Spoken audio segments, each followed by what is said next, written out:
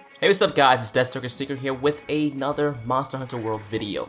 Today's treat is something different from my usual works. So, some of the questions I've been receiving still even today are things like what's the best bow, what's the best armor, what are the best skills. And there's nothing wrong with this as new players are playing Monster Hunter World every day. But I still think that if I'm being asked these questions even today, then I should probably better provide an answer for all those to see. Like I always say, there's more than one best armor or weapon because these things are very situational. It all depends on your target monster or even playstyle, but that doesn't mean I can't point you in the right direction. For this video, I'll be specifically talking about high rank armor sets, but the same armor sets mentioned also apply to their low rank versions. And if you're looking for the right armor sets to start making mixed builds, then you'll surely want to take note of these sets as some pieces are key to further bow builds. First is the Kadachi set, or the TOBI-KADACHI set. If you've seen any of my videos or live streams, you know I absolutely love this set. Why? Because it complements the bow so well. How well? It's currently my highest rank armor due to all the augments and armor cores I've shoved into it.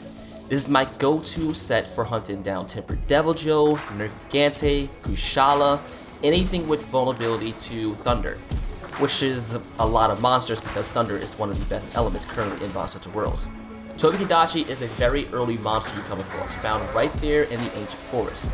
So this set is easy to acquire for those new to high rank or struggling hunters.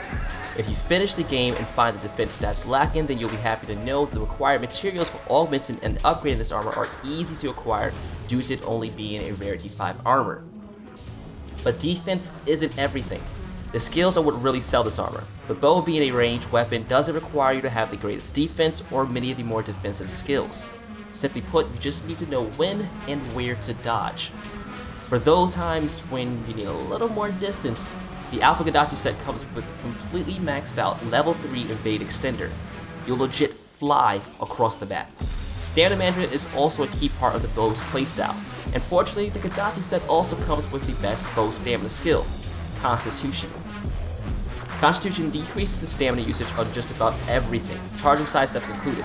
With longer, safer dodges and more stamina, you can be more aggressive with your bow attacks.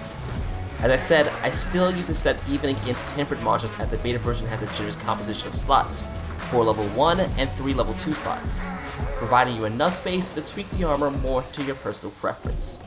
Second, we have the LEGIANA set. LEGIANA isn't exactly as easy as TOBI-KADACHI, but she's no LUNASTRA.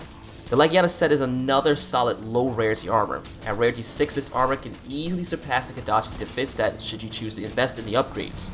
Many already know why this armor set makes the list, and that's its set bonus called Bow Charge Plus.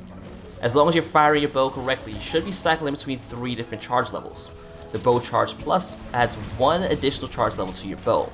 These charge levels matter a lot when it comes to putting in damage with these bows, so the addition of a bonus level increases your damage considerably. Though the skills don't end there. The LEGIANA set also comes with Ice Attack skill to boost your ice bows, Evade window to increase vulnerability frames in your dodges and charging side steps, and Divine Blessing for a chance to decrease damage taken should you be hit. While I'm greedy enough to want it more when it comes to the decoration slots of the beta version, I can't complain because it does retain the better skills from the alpha. Moving on, we arrive at actually 2 sets. The RATHALOS and RATH Soul, or Azure RATHALOS sets. Both of these sets have the set bonus skills, Critical Element, which increases elemental damage when landing critical hits, and Mind's Eye Ballistics, which prevents attacks from being deflected, and shortens the distance before arrows reach their maximum power. Both are beneficial to the bow. While the RATHALOS armor set is nice with its attack boost, weakness exploit, and fire attack skills, making it a decent fire set, I'll actually be focused on the RATH Soul set. The reason for this is because the RATH Soul is one of the best early bow water armors, which is an odd thing to say about a fire-breathing dragon, right? Well, with the RATHALOS defense and set bonus skills being carried over to the RATH Soul set, the strong difference lies in the lack of elemental skills and flexibility, meaning you can make this armor set boost nearly any other element. The shortness of water monsters and popularity of fire monsters currently in Monster Hunter World means little to combat beasts like Teostra outside of ice. That's when we gotta get a little more creative. The RATH Soul set already comes with the critical boost to increase your crit damage and piercing shot to increase your dragon piercing damage by 10%. But throw on a water charm or stock in some water attack decorations and you've got a pretty good anti-Teostra or Lavathia set going. If you're a fan of the Proud Bow's colossal water attack, you'll be happy to hear that this set also has already 1 point and a free element ammo upskill.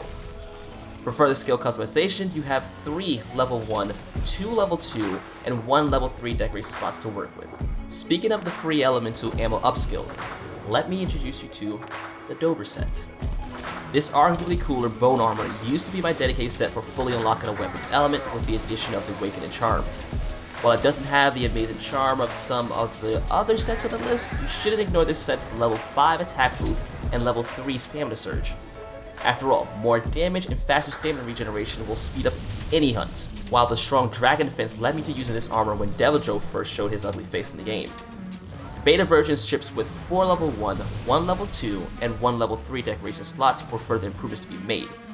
And if you're feeling crazy enough, you can go with the Mushromancer skill, which allows you to consume mushrooms to grant temporary buffs. Just know that these are the same mushrooms that may be required to fill craft coatings, so don't be a junkie and use up your old supply. Halfway through the list and we arrive at the armor set of KUSHALA DAORA. I always refer to the KUSHALA armor set as the love child of the KADACHI and LEGIANA armor sets.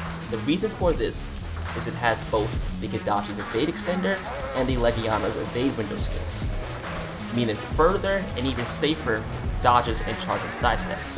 In fact, this makes it one of the safest armor sets for an experienced bow user. If you don't believe me, try playing into Yoster's fire attacks. While I should surely do without the useless handicraft skill, the ice attack is very welcome for my bow. Even better, when moved on to the beta version, you'll be rewarded with a nice selection of decoration slots for further skill bolstering. 5 level 1, 1 level 2, and 2 level 3 slots. And last but not least is the Nullify Wind Pressure skill. While not usually something I personally care about, you never know who or when it might help. Next up is my new Edgelord outfit, the event exclusive Dante set. The Dante set is very much an almighty one-for-all set. The included skills benefit a wide variety of weapons including the bow, maximum weakness support, level 3 evade window, critical eye, latent powder, and special ammo boost. While there are no bad skills here, it surely leaves you desiring a bit more, and that's exactly what you can get via the decoration slots. The Dante set features 3 level 1 and 3 level 3 slots, giving you enough room for the necessary customization to be made. The skills included are more of a starting point, so this armor set is best utilized for those with a decent selection of decorations to utilize the slots. Another armor set offering a wide area of flexibility is the KULVE TAROTH set.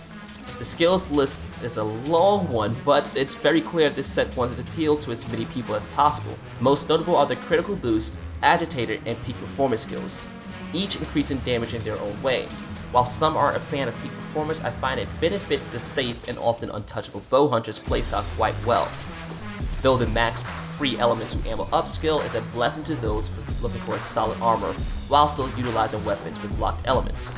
The skill selection including wide range, fire defense, or why I use this armor for fighting filtered off. If you're still looking for more, then you'll be very happy with the decoration slots of the beta armor. The beta KULVE has 5 level 1, 2 level 2, and 3 level 3 decoration slots. You'll have a load of fun loading this thing up if you have the decorations. Rolling in at number 8 is the XENO JIVA set. I'll be completely honest with you.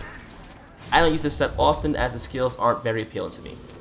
Special ammo boost and critical boost surely are nice skills, while flinch free is okay, but you typically won't see much of a benefit for it except when using a Dragon Piercer. The really big seller for this armor set is the set bonus Razor Sharp Spare Shot, which has a chance to not consume coatings on your arrow shots. The chance is actually quite high and you can often see the difference, but this also means you'll probably want a bow offering many coating types. Not exactly a problem, but something to be taken into thought. You also want plenty of good decorations to make up for the lack of skills. Unfortunately, the XENO armor has a decent selection of slots with 5 level 1, 2 level 2, and 1 level 3. Now earlier I mentioned the DOBER armor for its strong attack boost and stamina surge skills. And just like the DOBER armor, the NERGIGANTE armor set offers the same strong attack boosted skills alongside the stamina surge skill for quicker stamina regeneration. While Agitator certainly is a solid skill, increasing attack power and affinity when a monster is enraged, my major pain with this armor is the maximum might skill. This also offers a great boost to affinity, but only when you're at full stamina. As you should be aware of, the bow uses quite a bit of stamina with everything it does, so the skill is pretty much useless. I would have much rathered if it had been active when, say, you were at more than half or 70% or something like that. Full stamina is just a bit too demanding. But my personal preference aside, I've seen many good things come of this set. As before I even mentioned, its set bonus, Haste and Recovery, which allows you to regenerate health from continuously attacking a monster.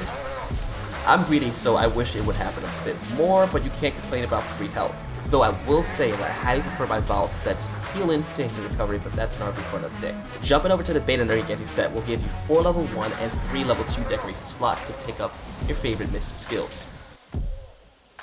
Oh, Lunastra, Lunastra, Lunastra.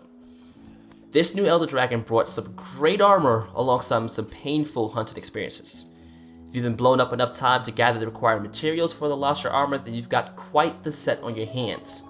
While the health boost and wide range skills aren't bad, the Evade Extender, peak performance, depending on your weapon, and blast attack are welcome sights, further topped by the cherry of a skill, Tool Specialist.